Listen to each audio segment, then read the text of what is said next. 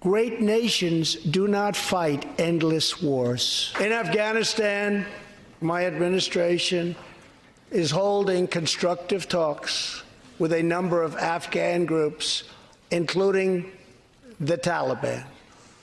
As we make progress in these negotiations, we will be able to reduce our troops' presence and focus on counterterrorism. We do not know whether we'll achieve an agreement, but we do know that after 2 decades of war, the hour has come to at least try for peace, and the other side would like to do the same thing. It's time.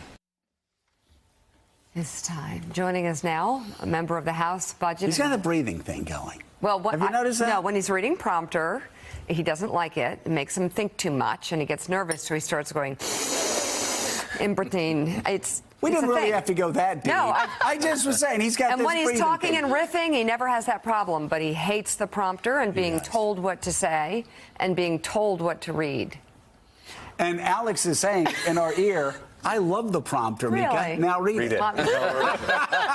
It just might not. House Budget and Homeland Security Committee Republican Congressman Dan Crenshaw of Texas. He is a decorated combat veteran. Congressman, are we live? No, see, that's the thing. You know, you have just asked a question that has been asked of the show for 11 years, which is people stop and like during breaks and they go, "Wait, are we on TV?" No, we really are. So we're actually live right now. Yeah. So this was your first State of the Union address. Yeah. What did you think?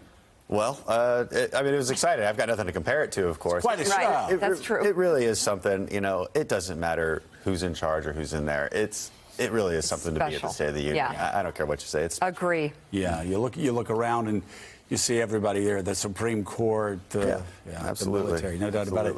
Well, David has some questions. So I wanted to ask Congressman Crenshaw a little bit about the foreign policy side of the speech. That wasn't the preponderance, obviously.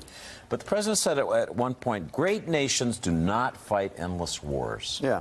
You served in Iraq and Afghanistan, and you're the perfect person to ask whether you're comfortable with the timetable the president's talking about getting out of these wars. There are a lot of people who fear that he's moving way too quickly in Syria and squandering some gains we've made there. What do you think about those two? Well, I can simultaneously agree with the idea that you shouldn't fight endless wars, but as you know, I've been a strong proponent of holding the line in Syria, especially. We've got the right balance, and what I tell this president is, you've actually found the right balance. You know, what we were doing before was maybe an overstep. Well, definitely an overstep. You know, trying to build an entire nation, trying to police the world. That was impossible. But then the pendulum swung too far under President Obama, and we pulled completely out of Iraq. Well, that didn't work either, and we saw what happened there. I don't want this president to make the same mistake. So what happens when you push back with Donald Trump and say, Mr. President, I understand your general theme here, but not so quickly. Be careful. What does he say to you? Well, you know, he's actually pretty open to this. He does listen to his members of Congress, which I give him a lot of respect for. He gives members of Congress quite a bit of time. This is an ongoing discussion. Now, that doesn't mean he's going to agree with what I have to say. But his arguments are they can maintain a presence in Iraq and still watch what's happening in Syria and take action if necessary. I, of course, push back on that. I would say, listen, we watched ISIS as they came through Iraq, and there was nothing we could do about it. And we were actually not that far away. We had troops in Kuwait. Also, as they actually used Turkey as the gateway to Syria. Right. You can't stop that in Iraq as well as you can in Syria. You brought up a great point, which is, you talked about how this was sustainable. We found the right balance. I spoke to one very well-known general who basically said we have learned a lot of really difficult lessons over the past few decades. But the Syria operation shows that we have learned those lessons. Even in this political environment, that sort of deployment, that is sustainable politically, which means it's sustainable militarily. Right. And what I would ask all politicians to do is to start speaking about this in more honest terms, okay? And the most honest way to talk about this is this. We go there so they don't come here. All right, we're not fighting a war necessarily. We're putting guys like me, all my old friends, out there just to keep pressure on them so they don't come here. That's the best way to talk about it. No politicians on either side have really hit that point home over the last couple decades. How does that apply then, Congressman, to Afghanistan, place where you served, where you earned a couple of Bronze Stars and a Purple Heart, place where you were wounded?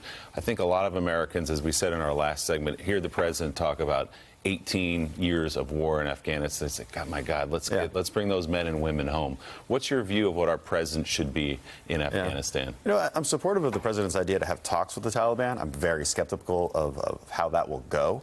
Now, what he did say last night was he would want to maintain a counterterrorism presence there, and that's fine. That's about the right balance. You know, the idea that we can control the rural areas in Afghanistan is fantasy. That's where I was hurt. That's where we continue to take territory and then cede it right back.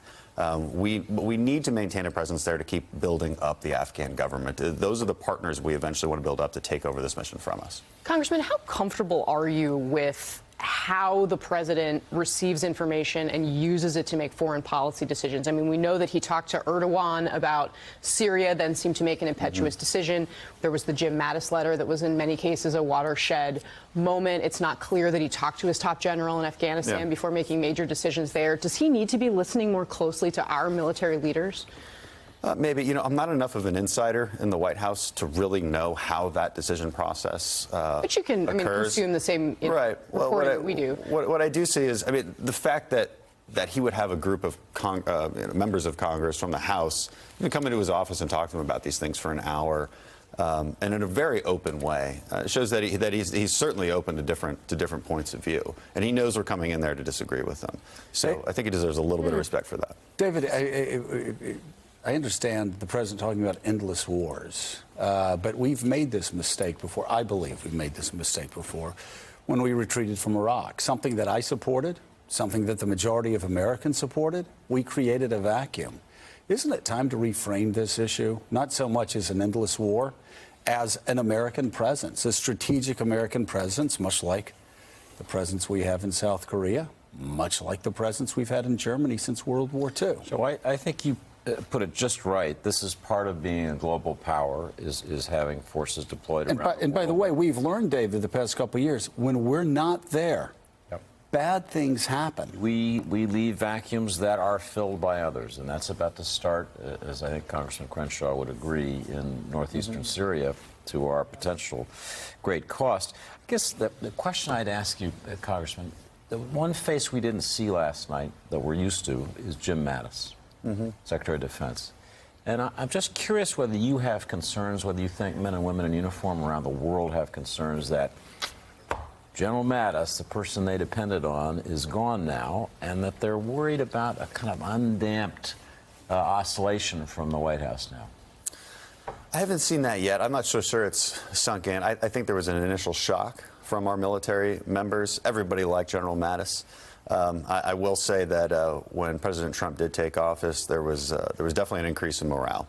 And the reason that is because he was giving troops what they needed. He was giving troops the freedom to do the mission we asked them to do, all right, which was a change from the last administration.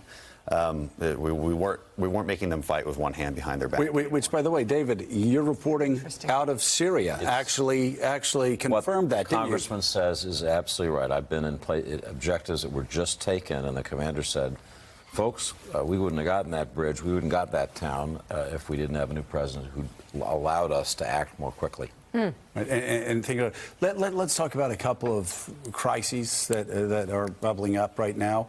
Venezuela. Is it a mistake for the president to send troops to Venezuela? It's definitely too early to send troops to Venezuela. You never want to take any options off the table in a situation like this, because as soon as you do, you signal to Maduro that he can start killing his own people. And if we think he won't do that, I think we're being naive. Yep. We definitely need to rely on our other partners in the region, Colombia being a major one.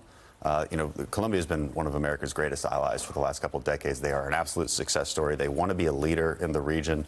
And we need to make sure we're partnering with them. But let's watch this play out. Let's continue to give that vocal support to Juan Guaido, and fight for the freedom of the Venezuelan people. The president, Congressman, said last night in a speech about the border wall, I will get it built. He made that promise again. We're 9 days away now from the next potential government shutdown. Yep. You have defended the idea of a wall, not from sea to shining sea as it is, but a partial wall along the border. Where's the compromise here before next Friday? Is there something the president should give to where he can say, yeah, I got some wall, maybe not the full wall that we talked about, but I got some wall. What should that negotiation look like with Democrats who've said there'll be no money for a wall? Well, I have talked to so many Democrats in private who, once they actually see the plan we're talking about, which is certainly not a sea to shining sea wall, it's 234 miles of secure fencing. What Border Patrol has identified over the years where they need that extra barriers. That's the actual plan. This is what I want people to understand. I know the rhetoric's overheated. All right, and I know it's basically. No, is that the president's plan that has been presented to Nancy Pelosi? Yes, that's what people don't understand. That's the president's plan. That $5.7 billion didn't come from, the president himself just making it up. That came from the Department of Homeland Security over years of analysis. So that's the compromise. And it's also technology, it's drones, it's fiber optic cables along those walls. It's a smart fence, if you will. But it's more than that even. It's 75 more immigration judges. And this is a huge issue.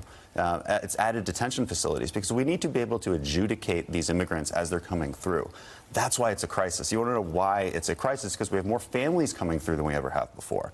All right, we can't deal with this. We're asking our Border Patrol to be a humanitarian crisis management team. You're talking about a humanitarian crisis, but is there a national security crisis at the border, as the president has said? Yeah, you could absolutely. Listen, really? I was there last week, okay? And in one day, 1,000 migrants came through. One day. Okay, and this is the Rio Grande Valley sector. About 40% of total immigrants come through this part. In the Brownsville area, only about 6% of that sector actually make it through there, and you wonder why. Well, because they have about 35 miles of fencing. It's very secure. In the McAllen area, where they don't have any of that infrastructure, that's where 94% of the migrants come through. That's where you see 1,000 a day. Do you acknowledge, Congressman, that border apprehensions are at a near 50-year low? 400,000 a year is not low. All right, like if you told me that, hey, we had 1 million homicides in the year 2000, now we have 400,000 homicides, would you say that everything's great? No, I wouldn't say it's great, but I wouldn't say it's a crisis in the way that the president is. I think 400,000 people coming across unimpeded, and Border Patrol says we catch about 1 in 3.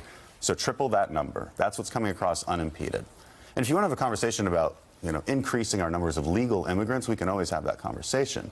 As the president said last night, we are a pro-legal immigration country.